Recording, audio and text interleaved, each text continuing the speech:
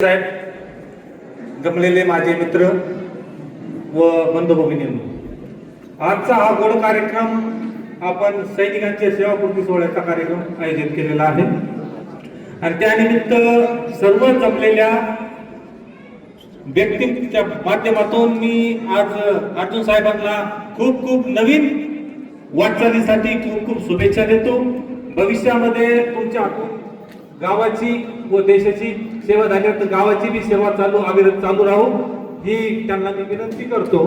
आणि जसे त्रिदल सैनिक संघटना महाराष्ट्र राज्याचे अध्यक्ष खोटे साहेब आहेत, परत आपले मस्के साहेब आहेत, मारुती ताकपिरे साहेब आहेत व त्रिदल सैनिक संघटना निंबळकचे सर्व पदाधिकारी इथं उपस्थित आहेत। यांनी जे अपार कष्ट करून आजपर्यंत जे काम केलेले त्याबद्दल त्यांचं सगळ्यांचं मी आभार मानतो आणि भविष्यात मी तुमच्या हातून एकदम उत्कृष्ट कार्य चालू राहो ही शुभेच्छा देतो।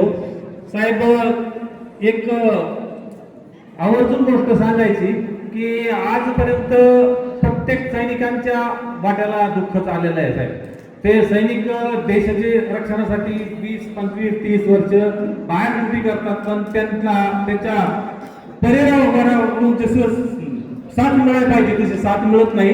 तरी सगळ्यांना ग्रामस्थांना विनंती करतो की आमचा सैनिक हा एकदम साधा भोळा असतो, त्याला म्हणजे राजनीतीचं काही ज्ञान नसतं साहेब, आणि त्यांना सांभाळून घ्यायचा प्रयत्न करा। बांधाचे भांडणं, घराचे भांडणं, विनंती मी सगळ्यांना करतो साहेब की यापासून थोडी मुक्ती द्या। तो साधा असतो, तर देशावर प्रेम असतं, तेवढं परिवारासुद्धा आणि गावाच्या लोकांवरती प्रेम असतं, तर त्यांना वाद करायचा माहिती होतो आपल्या माणसासाठी ते रक्त तत्पर तयार असते। तर त्यांना सगळ्यांना विनंती साहेब मी की त्यांना एकदम साथ द्या, त्यांच्या जमिनीचे वाद हे त्रास नका देऊ आणि काय असेल त्यांच्या वाटेतून त्यांना द्यायचा प्रयत्न करा। त्यांना तुमचं फक्त प्रेम पाहिजे, तुमच्यापासून त्यांना काही नाही पाहिजे, त्यांच्यापासून तुम्ही फक्त प्रेम द्या त्यांना, असंच चालू ठेवा।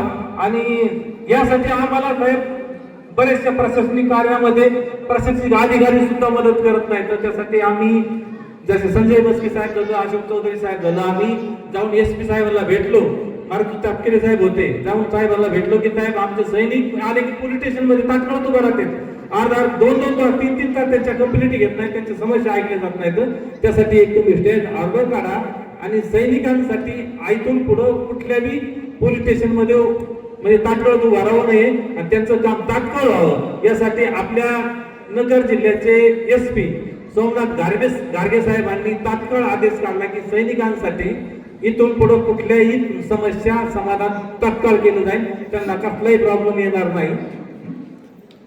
असंच मी इथून पुढे इतर जे बी महाराष्ट्रातल्या आपल्या सर्व संघटना आहेत, आपल्या संस्थेचं आपल्या कार्याचं अनुकरण महाराष्ट्रातल्या अनेक जिल्ह्यांनी केले, जसे इथं कोल्हापूर, सांगली, सातारा किंवा धाराशिव मधल्या सगळ्या आपल्या सैनिक संघटनेच्या लोकांनी तिथल्या SP ला पत्र देऊन तिथं ते ऑर्डर पारित केले।